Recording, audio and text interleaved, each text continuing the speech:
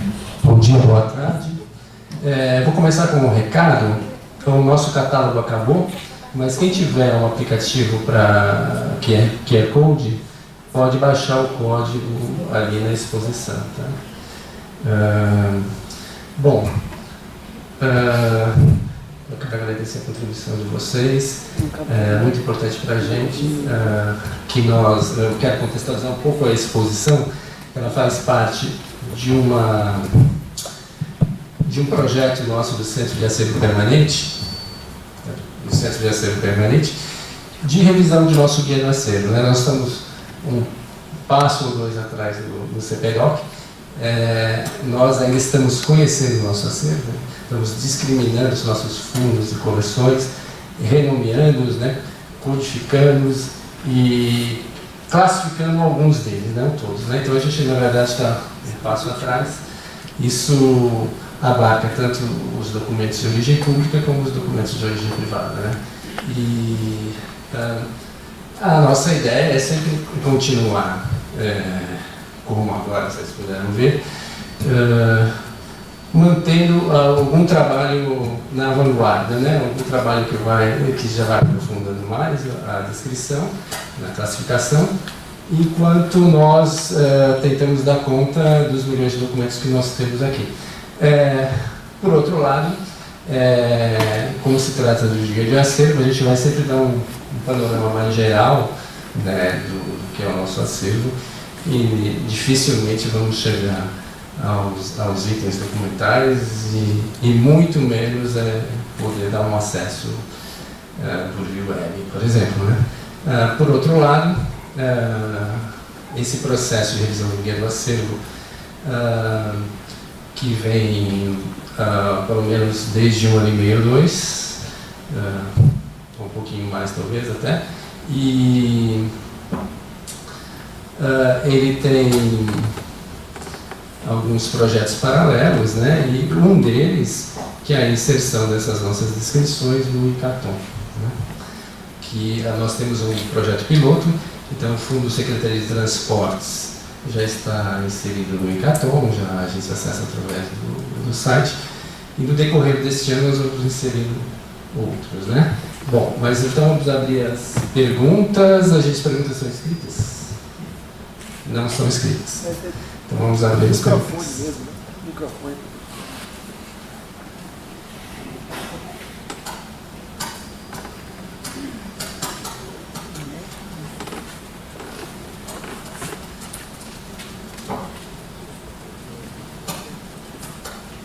Bom dia, boa tarde. Eu gostaria de fazer uma pergunta a todos, mas mais especificamente da área de história, na minha área. Primeiro, sobre 1928. Se a professora acha que a visita de Júlio Prestes a São Paulo, convite, se não me engano, do próprio Júlio, foi uma forma já de ter um contato mais próximo com a oposição ao Júlio, a figura de Júlio Prestes, uma oposição dentro do estado de São Paulo. E se você vê, e na opinião de vocês, se o arquivo privado, se ele mostra um perfil ideológico do Getúlio Prestes, se vocês acham que ele está mais próximo da figura que ficou conhecida de Getúlio Vargas, do incentivador da indústria, do desenvolvimentismo, né, vamos dizer assim, ou se ele está mais, o seu viés é mais semelhante a um presidente da República Velha. Só isso.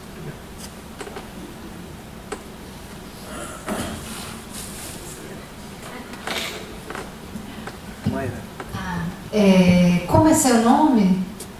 É Arnaldo. Arnaldo, você é aluno de curso de História? Não, sou historiador. Ah, legal.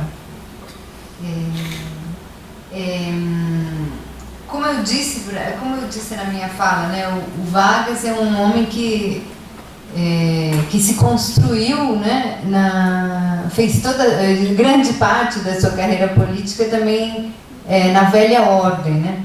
Mas é claro que ele vinha alinhavando, né, acordos e expandindo, né, a sua aliança com os grupos que pretendiam promover transformações na política da Primeira República e que depois, enfim, como eu falei, um grupo muito heterogêneo que se une, digamos, contra um inimigo comum mais tarde, mas que era um grupo realmente extremamente heterogêneo, né? Que provoca depois grandes conflitos, né, no pós-30. Mas é interessante pensar como até tem um documento muito interessante já do Vargas em 29, solicitando ao João Neves que se comunicasse com os redatores do jornal A Classe Operária, o jornal do Partido Comunista, pensando como se poderia atrair o proletariado para o seu projeto. Então é interessante como ele vai, um pouco como diz o Robert Levine, né, que ao contrário do que se pensa, o Vargas não era um homem forte, ele diz, era um homem fraco que foi obrigado a fazer negociações, né, com grupos mais diversos para depois, em 30, garantir alguma legitimidade, né, para o poder ao qual ele tinha chegado através de um golpe. Mas é muito interessante essa pergunta. Em relação eu não entendo, você falou, se um grande arquivo como o do Júlio Prestes revela digamos, o seu posicionamento político, o seu perfil ideológico, porque às vezes você falou do Vargas, às vezes você falou do... É claro que... Sim. Você está mais para um link mais moderno, mais desenvolvimentista, ou se ele está mais com um presidente... comparando com os outros presidentes da primeira fase da República? O Júlio Prestes? Então, eu acho que, como as várias falas aqui mostraram, o acervo mostra um Júlio Prestes muito mais complexo do que, por exemplo, apareceu na minha fala, né? Um homem construído totalmente na velha ordem e um representante, de fato, do projeto Políticos Fazendeiros no interior do PRP, porém, essa é uma faceta, uma dimensão, acho, importantíssima dessa vida política dele, mas ele é muito mais do que isso, né? Acho que o acervo revela isso e revela, porém, muito mais, né? Agora eu deixo os colegas aqui da mesa comentarem também.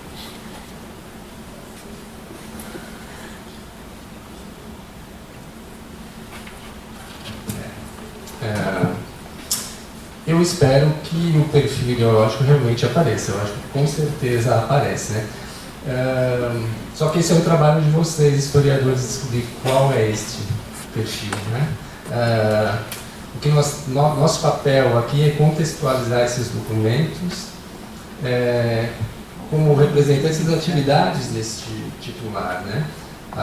O que ele significa é papel de vocês. Aqui, então, eu reitero o convite da Márcia fez. Essa exposição é um convite a vocês, né? Nós tivemos muita dificuldade até de encontrar quem pudesse falar sobre Júlio Prestes, né? Então, nós estamos passando a bola para vocês neste momento.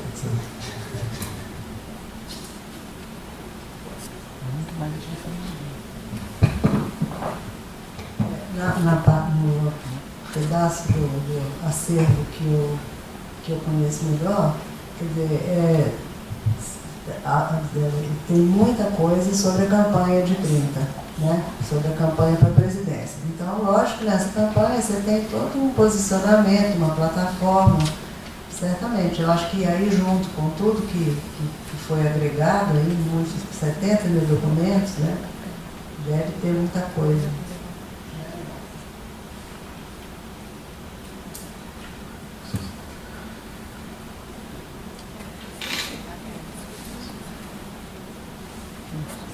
Antes que outra pessoa pergunte, eu lembrei de uma coisa. Justamente em relação à campanha, eu lembro que tinha muitas cartas falando, relatando o avanço da Aliança Liberal, e você percebe a descrença do PRP, quer dizer, isso daí seria só um comentário interessante, a descrença no PRP de que pudesse acontecer isso, porque realmente foi tudo muito abrupto, né? Então você percebe que não foi, quer dizer, existia uma consciência disso, né? De que eles estavam ganhando posição, de que a coisa... Mas então você percebe que a ordem estabelecida, ela tem uma dificuldade mesmo em ver que as coisas estão se... Então tem muitas que são pistas, né? Só que eu acho que denotam que tem muita... que isso tudo que você está buscando é perfeitamente encontrado, né?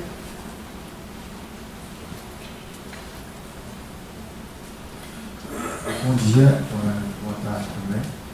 Eu tenho uma pergunta que eu acho que em parte já foi respondida, mas se for possível falar mais sobre isso, seria muito bom. Eu pretendo investigar o arquivo do Júlio Prestes, porque eu estou fazendo uma pesquisa sobre a aliança entre políticos da Bahia e políticos de São Paulo no final dos anos 20 e anos 30 adentro, focando no caso a oposição a Vargas, na Bahia e fora da Bahia. Então, a minha pergunta seria direcionada para Márcia Aragão, e outros discursos também que comentar sobre o assunto. É exatamente isso, quer dizer, saber se existem documentos sobre a campanha de 30, mais ou menos qual é o caráter desses documentos, e saber, por exemplo, porque foi dito aí por alguém, acho que foi pela própria Márcia, que depois que ele volta do exílio, ele meio que faz o segundo exílio, tornando-se governador e, portanto, ausentando-se da atividade política. Então, como é que fica a documentação dele nesse período, né? No período em que a maioria dos aliados dele está na luta política contra Vargas? Quer dizer, existem documentos também, tal, correspondência, por exemplo, que é o tipo de documento que eu mais me interesso. Então, a pergunta era essa, assim. Então, toda a campanha de 30, como documentos relativos também à presença desses políticos baianos. Eu sei que isso é uma coisa mais difícil, porque só uma olhar mais detalhada, né? Mas se eu consigo falar alguma coisa. E uma outra pergunta também, bem simples, assim, para Renan Marinho. É possível, a partir do portal do CPDOC, saber qual é a porcentagem dos documentos de cada arquivo pessoal que está disponibilizado? Por exemplo, se eu quiser saber qual a porcentagem, por exemplo, do arquivo de Vargas que está disponibilizado na internet. Se eu quiser, por exemplo, saber o de Juarez Távora, Juraci Magalhães, por exemplo, que são os políticos que mais me interessam. Saber a porcentagem dos documentos que estão disponibilizados na internet sem precisar ligar para o CPDOC. É possível isso?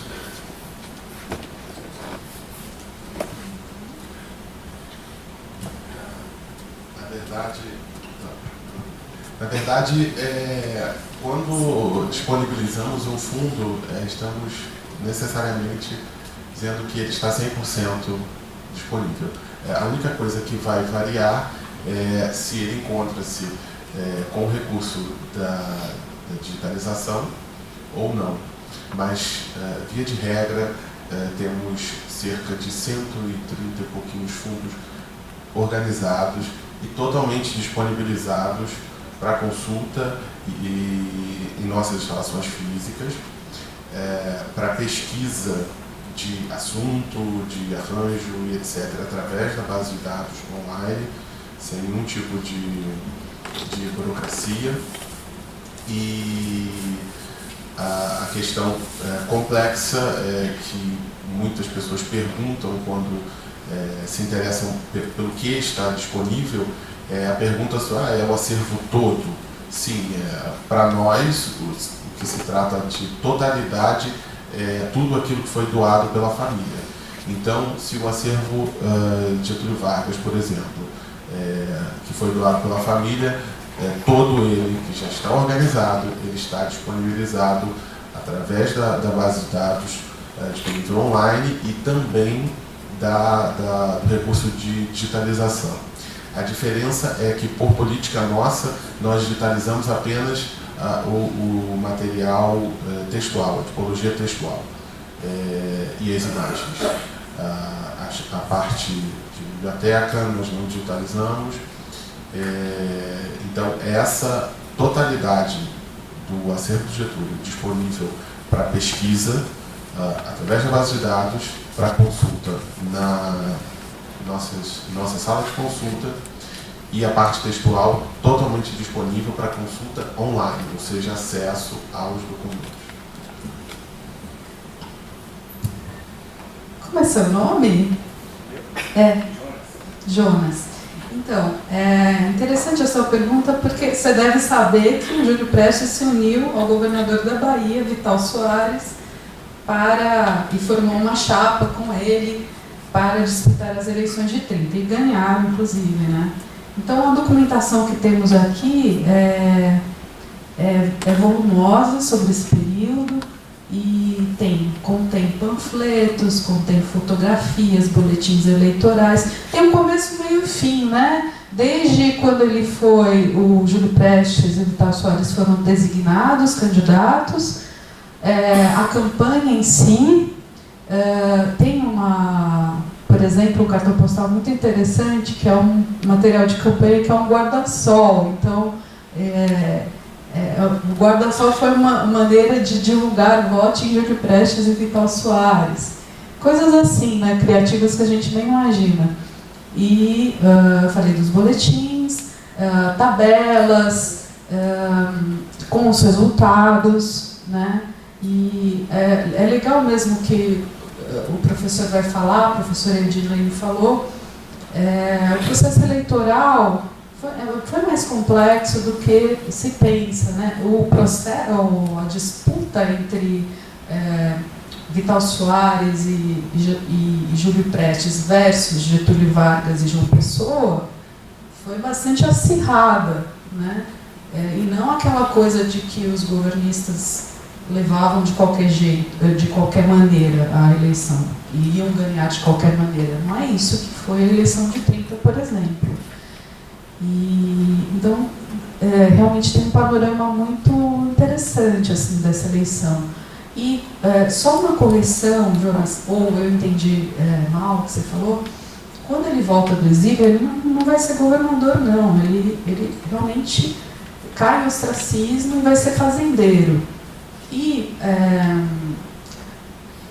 nesse período pós-exílio, nós temos muito menos coisas, muito menos documentação do que temos do período áureo dele, né, da política como parlamentar e especialmente estadista, né, governador. E assim, eu diria que ele sofreu um baque muito profundo, né? Ele foi ao céu e ao inferno no mesmo ano, que foi 1930. Então, ele foi eleito, ele chegou a visitar países como presidente eleito, né, Estados Unidos, países da Europa, e era recebido como estadista, como presidente eleito. E, assim, poucos dias depois, poucos dias antes de ser empossado, vem o golpe. Então, ele sofreu um baque muito profundo e realmente se desgostou da política. O que acontece em 1945 é que ele é lembrado, né, por quem vai formar o DN, para apoiar o brigadeiro Eduardo Gomes versus o Gaspar Dutra, que vai ser o candidato governista. E então, aí sim, ele é lembrado, ele chega a discursar no Pacaembu, temos fotos disso, mas realmente a atividade política dele pós-exílio é mínima. E até uma coisa interessante do exílio, Jonas, é assim, a atividade política mais relevante, eu acho, foi a tentativa de ele participar do que se chama de Revolução de 32, né, que é a guerra civil entre paulistas e governistas, e foi para Buenos Aires, tentou articular para ingressar no país, mas não foi possível. Mas ele queria estar ao lado, né, dos conterrâneos para lutar contra as forças governistas. Atendi?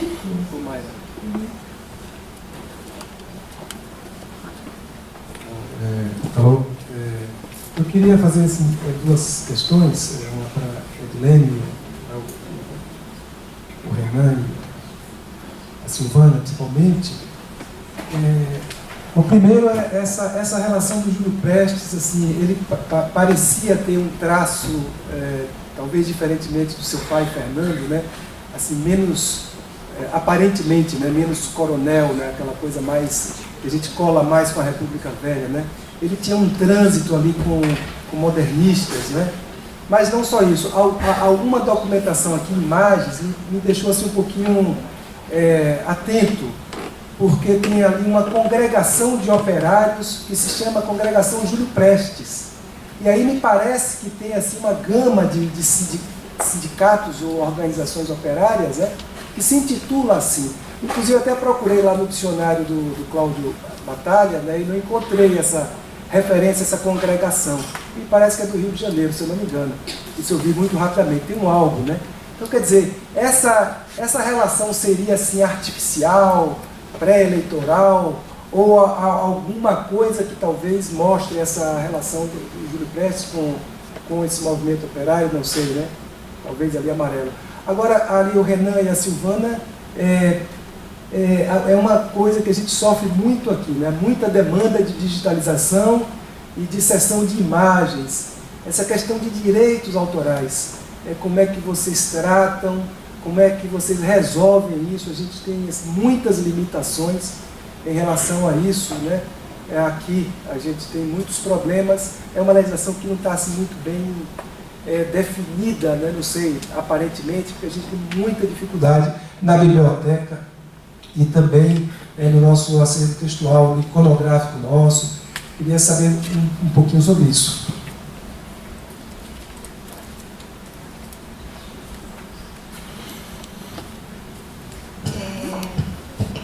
Marcelo,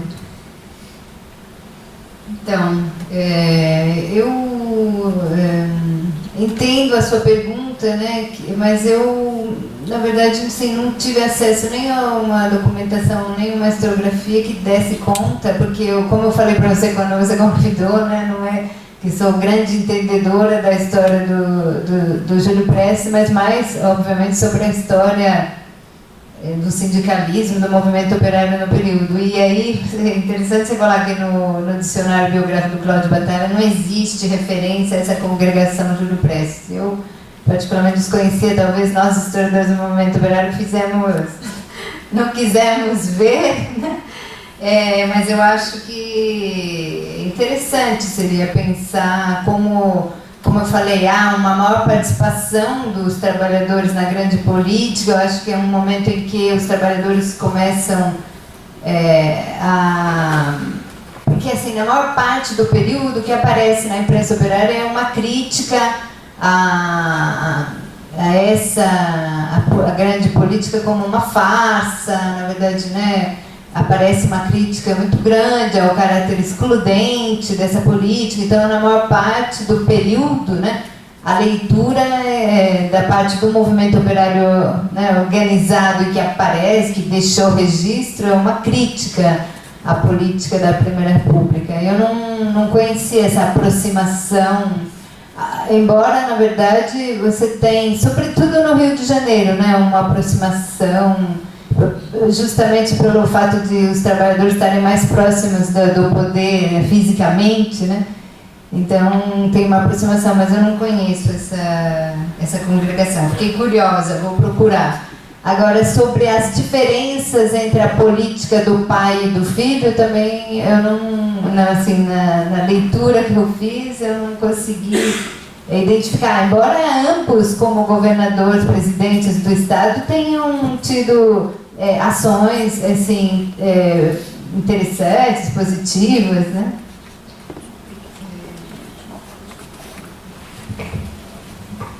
Marcelo, ao que parece, a gente tem 2 álbuns no MIS, né, da Congregação Operária Júlio Prestes. Eu acho que era uma congregação que tinha a ver com a eleição, né? Então, para a gente entender quais as associações, sindicatos que apoiam, a gente precisa ver lá a lista de movimentos que fazem parte dessa congregação.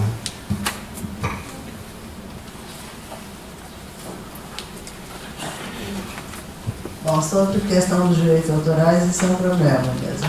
Então, a gente percebe que Na Fundação FHC, a gente já convidou pelo menos 2 advogados, uma advogada e um advogado, para tratarem dessa questão, porque ela é ambígua, ela é difícil e existe uma contradição, em princípio, nos termos, porque nós que trabalhamos com acervos e com arquivos, a gente quer abrir, a gente quer mostrar e tudo. E muitas vezes, pela falta de referência, né, dos fotógrafos e tudo, fica... você sempre corre um risco, né? Além dessas palestras que eventualmente aparecem, que a gente tem comissionadas para poder... Enfim, para poder consultar, para poder trabalhar. Eu sei que a Bung consultou um escritório de advocacia e foi feito um trabalho, quer dizer, uma avaliação, uma discussão sobre isso, né?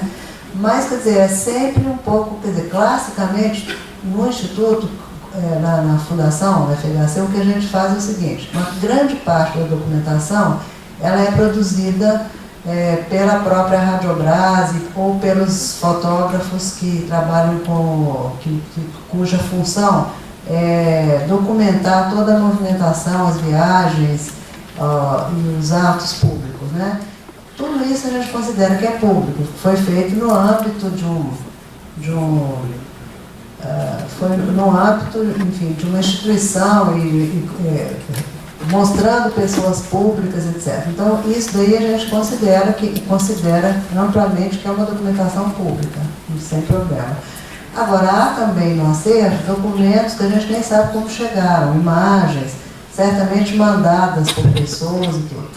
Quando a gente mostra isso aí de alguma maneira, a gente sempre declara que não conhece, não tem conhecimento de autoria e que se dispõe, inclusive, a agregar isso caso isso seja identificado, né? Que é o que a gente faz quando publica livros também, aí não só no âmbito da Fundação, mas em outros livros culturais ou de pesquisa e tudo.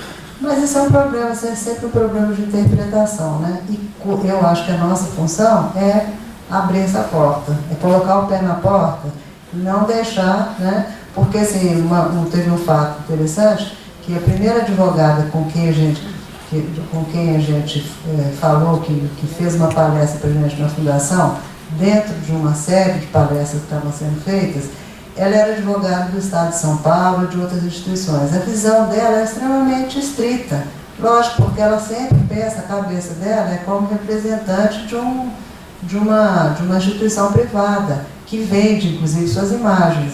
Então, né? Agora, do nosso lado, a gente tem que constituir os nossos advogados, entre aspas, quer dizer, a gente tem que munir os nossos advogados com os nossos argumentos, né? Porque é isso, quer dizer, nós estamos jogando uma coisa para o futuro, inclusive essa própria exigência de quem fez, isso daí vai perder o sentido com o tempo, né? Você não vai ter nem, quer dizer, para que isso, né? Até o interesse comercial vai se esgotar com o tempo, né? O tempo vai se encarregar disso. Nós compartilhamos do mesmo problema, não poderia ser diferente. A gente entende que a legislação, ela não, além de não esclarecer, ela complica bastante, mais ou menos como a Silvana falou. Existem correntes do direito que vêm por um ângulo, outras por outras. Nós temos uma diretriz que é mais ou menos da época em que começamos a disponibilizar isso, porque o nosso acervo está hoje acima de 80 mil imagens todas na internet, então é uma demanda muito grande que a gente recebe de compra de imagens, de solicitações. Então a gente não tinha como não resolver de alguma forma, mas também estamos no momento rediscutindo essas diretrizes que assumimos alguns anos atrás. Como, por exemplo, nessa época em que o nosso termo de sessão foi desenhado, não existia a demanda por direitos dos fotografados, né? Existiam as demandas só dos direitos autorais dos fotógrafos. E hoje em dia nós já somos questionados se vocês têm o direito do fotografado. E pela característica do acervo, como esse acervo chega, isso não é possível no nosso caso, né? Nós recebemos acervos doados de famílias, de doadores, na maioria dos casos já falecidos, e muitas das vezes você consegue sequer identificar quem são os fotógrafos. Isso, na verdade, acaba contribuindo para que nos dê um jogo de cintura maior. Por quê? Como as imagens, em sua grande maioria, são muito antigas, elas já romperam a barreira do domínio público. Então, e muitos autores já são falecidos, fotógrafos falecidos, etc. Então, eu acho que isso contribui. Nós nunca tivemos problemas, apesar de comercializarmos essas imagens, mas existe esse fator que nos alivia nessa questão. Mas nós também estamos discutindo isso no momento. Nós realizamos um evento, um café com arquivo, se não me engano, em novembro, que discutia exatamente essa questão de direito autoral no conteúdo dos arquivos, e é uma coisa que está na nossa programação de discutir isso e atualizar essas questões. Acho que a gente pode também até estabelecer um diálogo para trocar experiências e tal, mas realmente é uma questão bastante delicada.